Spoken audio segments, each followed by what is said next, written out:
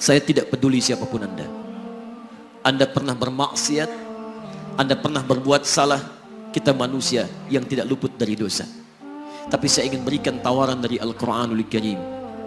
Quran surah keempat An-Nisa ayat 100, posisi paling kiri sebelah bawah. Pernah ada orang berbuat maksiat yang tak terlukiskan. Ada seorang yang pernah bunuh orang. Bunuhnya bukan 1, 2, 100 orang. Tak terlukiskan bilangannya. Kriminalitas tidak perlu diukur karena Anda akan lelah menghitungnya. Ketika Allah berkenan memberikan hidayah kepadanya, Masya Allah. Dan hidayah selalu terbuka pada siapapun sepanjang ia mau mengambilnya sebelum nyawa sampai di kerongkongannya. Tiba-tiba datang ia pada seorang alim dan berkata, saya ingin berubah. Alim ini kemudian menyampaikan pada orang dimaksud, Anda bukan berarti tidak bisa menjadi orang baik. Hanya Anda tinggal di lingkungan yang tidak mendukung Anda jadi baik. Keluarlah dulu dari tempat itu. Pergilah ke majlis ilmu sifulan, tempatnya ada di sana. Datang ke sana, belajarlah, dan Allah akan bimbing Anda berubah dari keburukan menjadi orang yang terbaik. Didengarlah nasihat alim ini. Berangkatlah orang dimaksud, menempuh perjalanannya. Tiba-tiba Masya Allah, belum sampai ke tujuan, di pertengahan jalan, konon disebutkan lebih sejengkal, tiba-tiba maut datang menjemputnya. Thumma yudrikul maut. Apa yang terjadi? Langkahnya dihitung sebagai ibadah. Dalam terapnya dia beristighfar, tobat kepada Allah subhanahu wa ta'ala. Taubat yang menghadirkan cinta Allah subhanahu wa ta'ala. Quran surah kedua ayat 222 di ujung ayatnya. Innallaha yuhibbut tawwabin. Allah mencintai orang-orang taubat. Dan cinta Allah menghadirkan ampunan bagi seluruh dosanya. Quran surah ketiga Ali Imran ayat 31, paling kiri sebelah atas.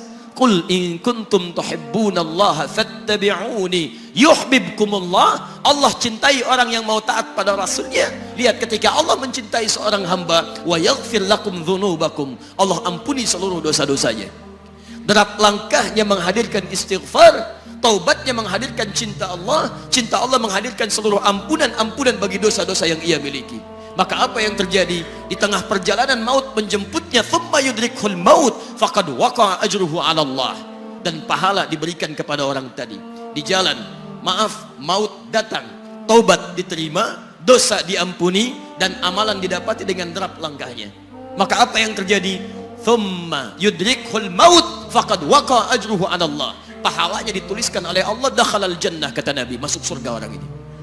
Anda bisa bayangkan, pernah bunuh orang 100 orang, mabuk tak terlukiskan, kriminalitas tak perlu dihitung. Ketika dia mau bertobat, datang ke majlis ilmu, Masya Allah, meninggal di tengah jalan, kata Nabi, dakhalal jannah.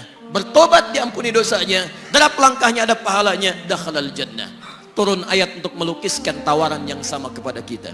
Wa may yuhajir fi sabilillahi yajid fil ardi muraghaman katsira was'a. Siapapun yang mau berubah kembali pada ketentuan jalan Allah, kalau dia masih punya batas-batas kehidupan, kami akan berikan kelapangan di sisa hidupnya dan kelimpahan-limpahan kenikmatan selama dia hidup. Wa may yakhruj min baitihi muhajiran ila Allahi wa rasulih. Namun bila ada di antara mereka baru ingin berhijrah, ingin berubah jadi lebih baik dalam pandangan Allah dan Rasulnya, tiba-tiba thumma yudrikul maut, baru keluar dari tempat dia tinggal, belum sampai ke tempat dia belajar, datang maut menjemputnya, faqad waqa'a ajruhu 'ala Allah. Kami terima semua amalnya, kami ampuni dosa-dosanya, dan kami tuliskan namanya di dalam surga. Bila 100 orang saja yang pernah dibunuh oleh orang ini, pernah bunuh 100 orang, mabuk tak terlukiskan, kriminalitas tak terhitung, mau berangkat ke majlis ilmu, tak sampai ke majlisnya, meninggal dia, bisa masuk surga. Masa Anda yang tidak pernah bunuh orang? Ada yang pernah bunuh orang di sini? Boleh angkat tangan? Ada polisi di sini, langsung saya sampaikan insyaallah. Anda gak pernah bunuh orang, Anda tidak pernah mabuk, Anda tidak pernah berbuat kriminalitas seperti orang dulu. Salah, wajar, tapi pintu tobat terbuka untuk kita semua. Masya Allah, bedanya dengan orang tadi belum sampai ke majelis ilmu. Anda sudah hadir di dalamnya, langsung di rumah Allah, diberikan tempat yang terbaik dan kita akan belajar. Kalau dengan semua ini belum mempermudah Anda ke surga, dengan cara apa lagi Allah mesti mengantarkan Anda ke surga? Kalau dengan duduknya Anda di sini belum mau juga bertobat, dengan cara apa lagi Allah harus membimbing Anda bertobat? Kalau dengan seperti ini belum juga Anda taat kepada Rasul, dengan cara apa lagi Allah mesti meyakinkan Anda untuk taat kepada Rasulullah SAW? Karena itu teman-teman sekalian, mari kita pelajari ilmunya, dan dengan ilmu itu akan membimbing kita insya Allah kembali kepada Allah sampai mengajak keluarga kita ke surga insya Allah.